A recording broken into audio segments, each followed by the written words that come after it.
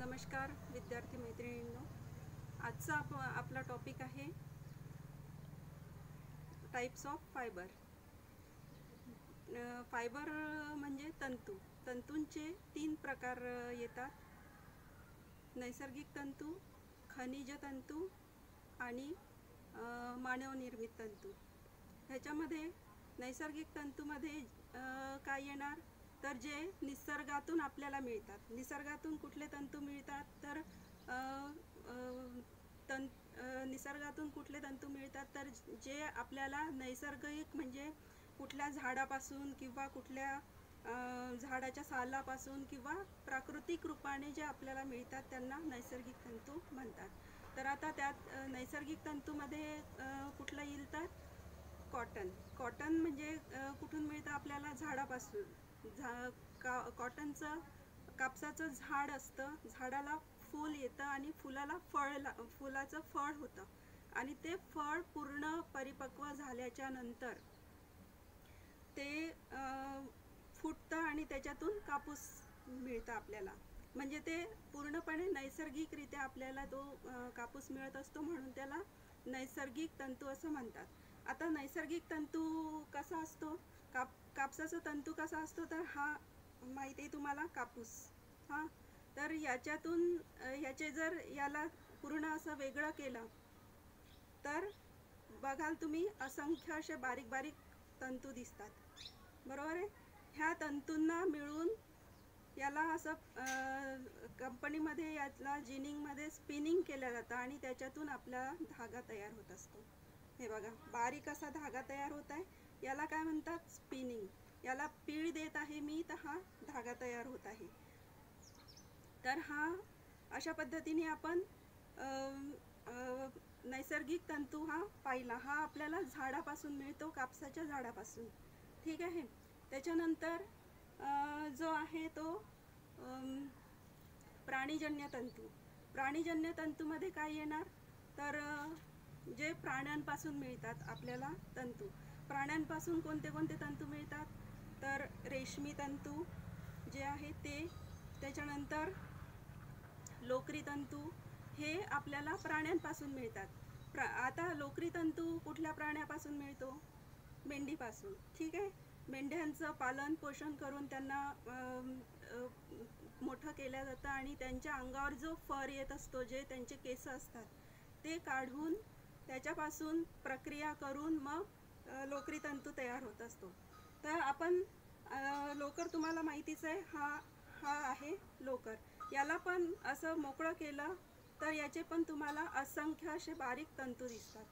हे बघा, आणि ह्या असंख्य बारीक तंतूंपासून हा लोकर झालेला आहे. याला स्पिन केलेला आहे मशीनद्वारे आणि असा आपल्याला एक पक्का लोकर मिळालेला आहे. त्याच्यानंतर आहे रेशमी तंतू.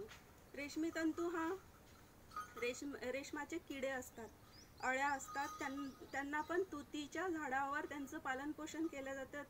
हे रेशमी अळ्या तुतीच्या झाडाचे पानं खाऊन त्या मोठा होतात आणि नंतर स्वतःभोवती कोस तयार करतात. त्याला कुकून म्हणतात. एक असं एवढा आकाराचा एक कुकून असतो आणि त्या एका कुकूनमधून 30 मीटर धागा निघत असतो, रेशमी धागा. 30 मीटर हा धागा निघत असतो आणि याचं नॅचरल रंग हा भुरकट पांढरा रंग असतो. कुठलाही निळा, काळा, लाल रंग रेशमाचा नसतो. ओरिजिनल रंग रेशमाचा क्रीम कलरचा असतो. त्याच्यानंतर त्याच्यावर प्रक्रिया करून त्याला रंग देऊन मग त्याला कलर केला जातो. हा आहे रेशमी धागा. आपल्याजवळ काळा धागा उपलब्ध आहे. आता प्रत्येक धाग्याचं वैशिष्ट्य असतं. रेशमी धागा हा अतिशय नाजूक, पण याच्यापासून जे कपडे तयार होतात ते अतिशय सुंदर, सुबक आणि यांना शाईन असते. ह्या कपड्याला शाईन असते आणि त्याच्यामुळेच तो कापड महाग विकला जातो. कुठल्याही रेशमी कापडाची किंमत बघाल तर कॉटनच्या कापडापेक्षा महाग असते, कारण तो दिसायला सुंदर आणि सुबक असतो. तर अशा पद्धतीने आपण पाहिलं नैसर्गिक आणि प्राणीजन्य तंतू. त्याच्यानंतर येतो आपला खनिज तंतू. खनिज तंतूमध्ये जे खनिज पासून तयार होतात, खनिज म्हणजे सोनं, चांदी आणि इतर खनिज पदार्थ, त्याच्यात एक पदार्थ येतो ॲस्बेस्टॉस. तर पुरातन काळामध्ये लोक सोनं आणि चांदीचे सुद्धा वस्त्र घालायचे. वस्त्र अलंकार तर घालतातच, दागिने घालतातच, ते अजूनही घालतात. आणि आताच्या जगात सोनं हे अतिशय महाग झालेलं असल्यामुळं सोनं कपड्यांमध्ये घालणं हे शक्य नाही.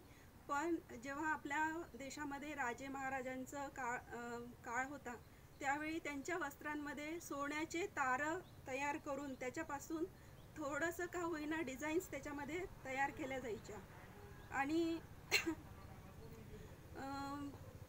म्हणजे सोनं आणि चांदी हे वस्त्रामध्ये वापरल्या जायचं. सोन्या आणि चांदीच्या तारांपासून जे वस्त्र तयार करायचे ते राजे महाराजे वापरायचे. आताच्या जमान्यात तर ते शक्य नाही आहे.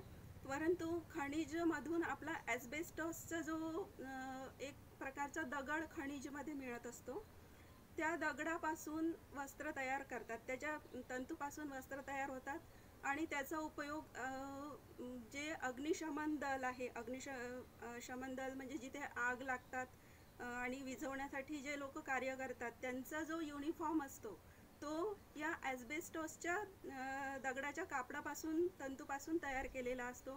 जिथे मोठे मोठे भूकंप येतात, भूकंप म्हणण्यापेक्षा ज्वालामुखी, ज्या ठिकाणी मोठ्या मोठ्या ज्वालामुखी येतात आणि त्या ज्वालामुखीचं जे परीक्षण करण्यासाठी जे लोक कार्यरत असतात, वैज्ञानिक लोक कार्यरत असतात, ते लोक ह्या तंतूपासून बनवलेलं वस्त्र परिधान करतात. त्याच्यामुळं त्याचं एक गुणधर्म आहे ॲस्बेस्टॉसच्या तंतूचं, ते ज्वलनशील नाही आहे, जळत नाही तो.